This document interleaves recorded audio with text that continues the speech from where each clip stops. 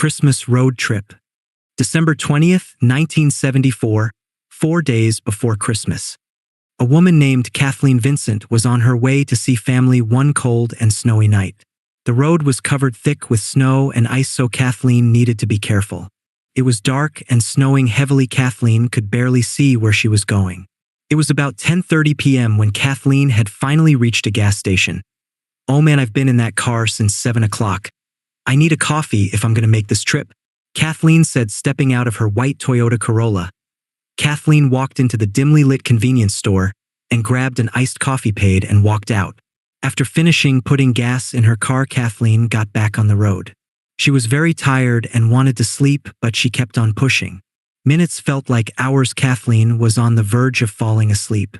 She was passing a turn road when a pair of headlights illuminated behind her. She didn't think much of it though until one thing became apparent. Kathleen took a sharp right turn, the mystery vehicle following close behind. "What the fuck?" Kathleen muttered when she saw the car tailing her. She pulled over thinking it was a cop looking for an easy target, but when Kathleen stopped, she had made a horrible mistake. A man 6 feet in height and maybe 200 pounds rushed to the driver's side of Kathleen's car. He pulled out a knife and asked her to step out. She did so. He then grabbed her, searched her as if he were a cop, then forced her into the back seat of an old beat-up Chevrolet Silverado. Weeks after Christmas, Kathleen's family worried. A missing persons report was filed and a search for Kathleen was underway. Kathleen woke up, her hands tied to a pole. It appeared she was in a basement. The door was metal and had a huge lock.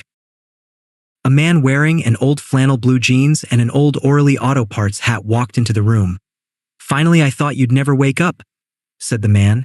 Kathleen looked him up and down before replying, "Who the fuck are you and where am I?" The man tilted his head. "Don't worry, beautiful, you're in a safe place," he said. Kathleen stood and looked at her captor. "Listen, I don't think I'm the girl you want. I mean, shit, I've never even had sex," she said. "That's fine, I'll teach you," the man replied, putting on a creepy smile. "You stay the fuck away from me, you psycho," Kathleen said in an attempt to ward him off. "Don't you dare call me psycho. Now let's have fun." The man grabbed Kathleen and began dancing with her. "Let go of me, you fucking pervert," Kathleen said, trying to pull away. The man then threw Kathleen to the floor and began punching her. "I asked this what you want, you little bitch," he said before grabbing his knife. Kathleen began to fight for her life. She struggled, trying to escape the man's grasp. "Fuck you, you fucking creep," Kathleen said, sprinting towards the man. His knife fell from his hand as he hit the concrete floor. Kathleen picked the knife up, put it to his throat, and looked him in the eye. "Give me the key to that door now." The man shook in terror as he reached into his pocket. Here, I'm sorry," he said. "No, you're not," Kathleen said. Before embedding the knife into her captor's leg, she then unlocked the door and walked out. She then closed the door and locked it, placing the keys on a table. The man sat in the room crying in pain. He pulled the knife from his leg and licked off the blood. Hour later, police arrived and arrested 45-year-old Matthew Jarvis on 1 count of kidnapping and 1 count assault. At his trial, he pleaded insanity.